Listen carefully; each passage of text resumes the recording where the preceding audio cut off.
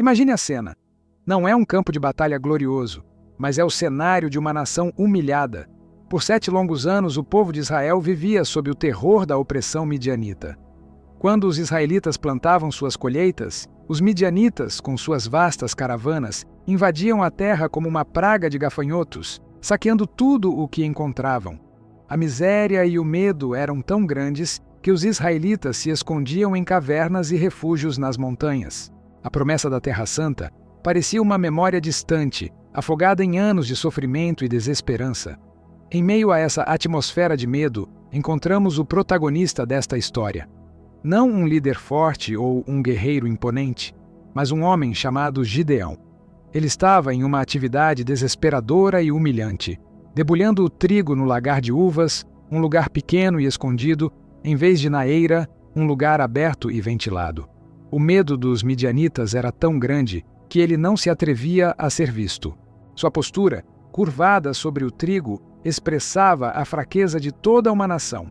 E então, o impensável acontece.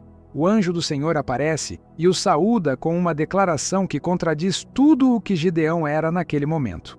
"O Senhor é contigo, homem valente." A frase, em sua total ironia, choca Gideão. Ele, que se considerava um covarde, agora era chamado de valente guerreiro pela própria voz de Deus. Aquele título não era um elogio ao que ele era, mas uma profecia do que ele se tornaria. Gideão, porém, não consegue aceitar a saudação. Com um coração cheio de queixas e dúvidas, ele responde: "Se o Senhor é conosco, por que tudo isso nos sobreveio? Onde estão todas as suas maravilhas de que nossos pais nos falaram?" A sua pergunta ecoava a dor de um povo que se sentia abandonado. Era uma pergunta honesta, que muitos de nós fazemos quando as promessas de Deus parecem distantes da nossa realidade. Gideão não era um homem de fé inabalável, mas um homem de dúvidas genuínas. Para responder às suas dúvidas, o Senhor lhe dá uma ordem: "Vá com a força que você tem e livre Israel do poder de Midian." Gideão, ainda incrédulo, tenta argumentar com Deus, dizendo que ele era o menor da sua família e que seu clã era o mais pobre da tribo de Manassés. Mas o Senhor responde: "Eu serei contigo, e tu ferirás os midianitas como se fossem um só homem." A promessa não se baseava na força de Gideão, mas na presença de Deus com ele. A fé de Gideão começa a ser moldada, mas não de imediato. Ele pede um sinal para confirmar a ordem divina e, ao preparar um sacrifício, o anjo do Senhor toca a oferta com a ponta de seu cajado e um fogo consome a carne e os pães. O anjo desaparece e Gideão entende que a manifestação divina era real. A primeira prova de obediência vem em seguida. Deus o instrui a derrubar o altar de Baal de seu próprio pai e cortar o poste sagrado para construir um altar para o Senhor. Gideão, ainda temeroso, faz isso à noite, com 10 de seus servos. Ele age com a sua força limitada, mas com a fé que nascia em seu coração. No dia seguinte, a cidade se revolta. Gideão, um homem que se escondera no lagar, agora enfrenta a ira de seus próprios vizinhos. A multidão, cega por sua idolatria, exige a morte dele. O pai de Gideão, com uma sabedoria que somente a fé pode dar, defende seu filho. Se Baal é Deus, que ele mesmo se defenda. Gideão escapa da morte, e seu novo nome, Jerubaal, que Baal contenda contra ele, se torna um testemunho de sua obediência. Mas a dúvida ainda não o abandonou. Gideão pede mais um sinal, desta vez com um velo de lã. Se o orvalho estiver somente no velo, e a terra toda estiver seca, então saberei que tu livrarás Israel por minha mão. Deus, em sua incrível paciência, concede o pedido. No dia seguinte, a prova é cumprida. O velo estava encharcado, mas a terra, seca. Apesar da prova incontestável, a insegurança de Gideão ainda o persegue. Ele pede um sinal totalmente oposto.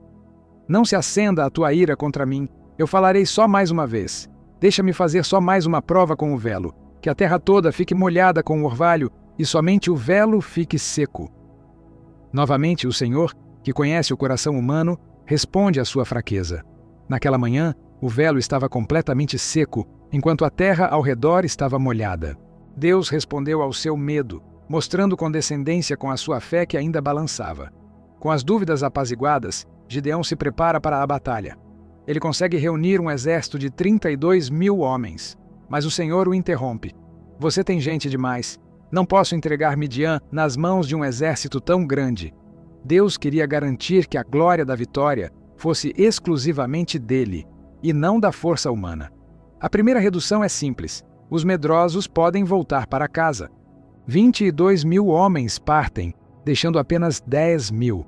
Ainda assim, o Senhor diz que o exército é grande demais. A segunda e final redução é feita através de um teste. Os homens devem beber água em um riacho. Os que beberam curvando-se, com a boca na água, foram dispensados. Apenas 300 homens que lamberam a água com as mãos foram escolhidos. Aquele exército de 300 homens era o mais improvável para vencer a batalha, mas o mais adequado para manifestar o poder de Deus. A estratégia divina é então revelada a Gideão. O plano não envolvia armas, mas engano. Os 300 homens deveriam se dividir em 3 grupos, cada um com uma trombeta, um jarro e uma tocha escondida dentro. A guerra seria travada com barulho e luz, e não com espadas. No meio da noite, Gideão e seus 300 homens se posicionam ao redor do acampamento midianita. O som das trombetas e dos jarros se quebrando ao mesmo tempo cria um caos absoluto. A gritaria e o terror tomam conta do acampamento inimigo. A vitória não veio pela força humana, mas pela mão de Deus. Os midianitas, em pânico, começam a lutar entre si, fugindo em desespero e sem direção. A batalha foi vencida antes de ter começado. Gideão, o herói improvável, cumpriu seu papel de fé e obediência, e o Senhor fez o resto. A história nos revela que a estratégia de Deus, que parecia loucura, foi a chave para a vitória. A trombeta era um símbolo do poder de Deus. O jarro quebrado representava a nossa humanidade frágil, e a luz da tocha revelava a glória de Deus em meio à escuridão. A vitória não foi conquistada pelo homem, mas por um plano divino que usou o fraco para confundir o forte, mostrando que a batalha pertence ao Senhor. A história de Gideão nos ensina que a verdadeira força não reside em números, talentos ou poder, mas na humildade e na dependência de Deus. Ele usou o mais fraco para envergonhar o forte, para que ninguém pudesse gloriar-se. A fraqueza de Gideão foi a tela perfeita para que a glória de Deus se manifestasse. A história, no entanto, também nos mostra a fragilidade da fé humana. Mesmo após a grande vitória, Gideão viria a cair em idolatria, criando um éfode de ouro que desviou o coração de Israel. A sua jornada nos lembra que, mesmo os maiores heróis da fé, ainda estão sujeitos às suas próprias fraquezas. A dependência de Deus não é um evento único, mas uma necessidade constante para a nossa jornada. Ela também nos mostra que, em nossa jornada, nossas dúvidas são muitas vezes um teste para a nossa fé. Deus, em sua paciência, nos dá os sinais que precisamos, assim como fez com o velo de Gideão.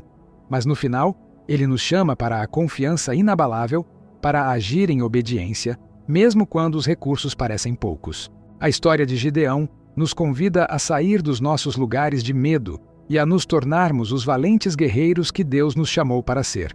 Em vez de nos escondermos, somos chamados a confiar que a presença de Deus em nossa fraqueza é a única garantia de vitória em qualquer batalha que enfrentemos.